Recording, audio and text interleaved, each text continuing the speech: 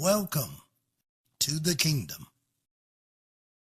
But what else you got for us, man? How to be a Christian in today's world. Yes, so the next thing I wanted to talk on, we probably going to have to park on this one a little bit because once you get past all of that, the next thing to deal with is temptation. Temptation.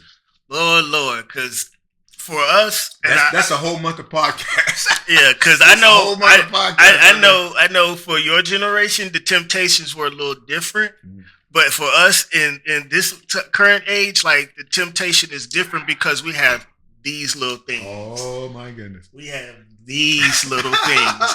And this right here can bring somebody into a state of the unknown because everything you want, everything you desire is right there at the palm of your hands. And as much as we appreciate technology, as a Christian, especially a new Christian, this thing here, word of advice, take some time away from it. And by the way, let me mention my godson, Jennifer. That's a beautiful picture of y'all. Oh, yeah.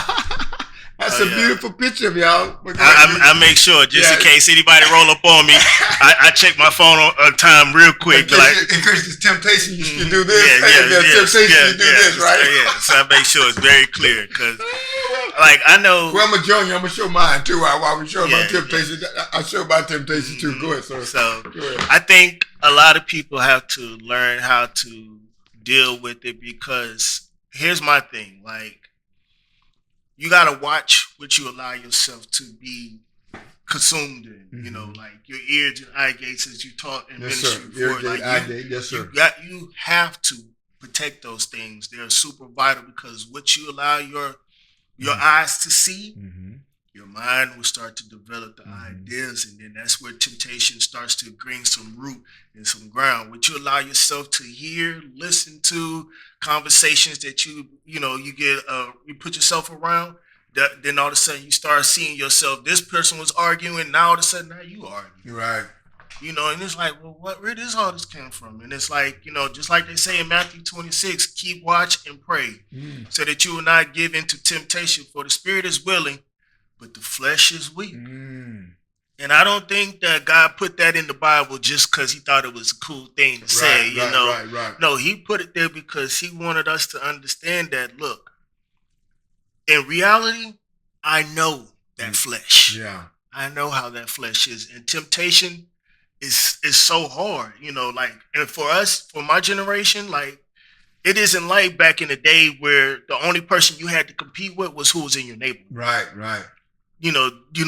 Nowadays there's everything. You see the guy who's all the way in Chicago, all the way in Baghdad, somewhere, Australia, no matter where they are across this globe, you can see how they're living, and you'll start to find yourself being consumed by how other people are living on social media, not realizing that that's not their reality. Because we all look good on social media, right. Especially with the filters. We all look good, I know how to make this thing look sharp, right. But the reality is, we're starting to find ourselves competing with that. Now, instead of being in our own lane, we're trying to catch this person. We're trying to be like that person. We're trying to do this. We're trying to do that.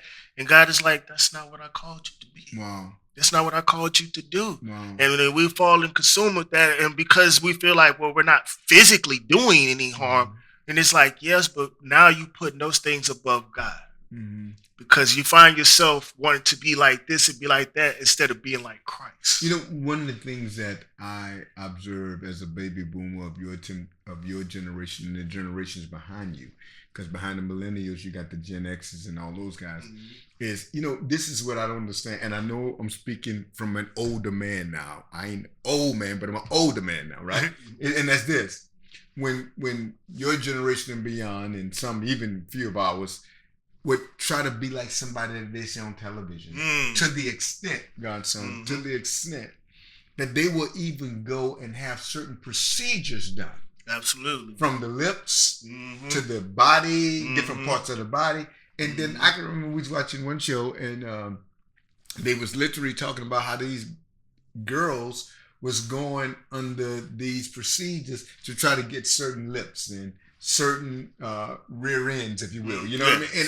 And they would say who they trying to be like. I'm like, Why are they giving it to that? See, that's a temptation that people don't think it's wrong, but you're messing up what God created. Yeah, because we are God's masterpieces, Right. and we're telling God, I know that I'm a masterpiece, but I think I can do it better. Do it better. And Yeah. it's like, no, because see, the funny thing is we look at the physical, but we don't understand the emotion that person deals with. We don't understand, like, people don't realize what celebrities go through, and it's because they smile on camera and they pose and they do all the cool stuff. Right. But then when the cameras is off and they're crying, and you wondering why these things are going, because like with today's technology, we get to also know about what another person deals with. You know, I mean, divorce is at an all-time high. We have questioning and our you know, sexuality. You know, there's a lot of things that are going on out there, and it's just like, and you wanting to follow this person, you want to follow that person, but in reality, we need to follow Christ, because where it says in First Corinthians, it says temptations in your life are no different than what others experience. So it's like, okay, you thinking that what you're dealing with, somebody else is dealing with that too, but because of what they have going on the outer, you tend to forget that. Right. And people just be like, well, I want to be like them because they have it all together. They have this, they have that. And it's like, you only see what they allow you to see. That's exactly right. You're not with them 24 hours a day. You don't see the depression and the discouragement and the darkness and the heaviness and the prescription drugs to get up and the prescription drugs to go to sleep and the visits to the counselor and all that. They don't recognize that part. They don't acknowledge that.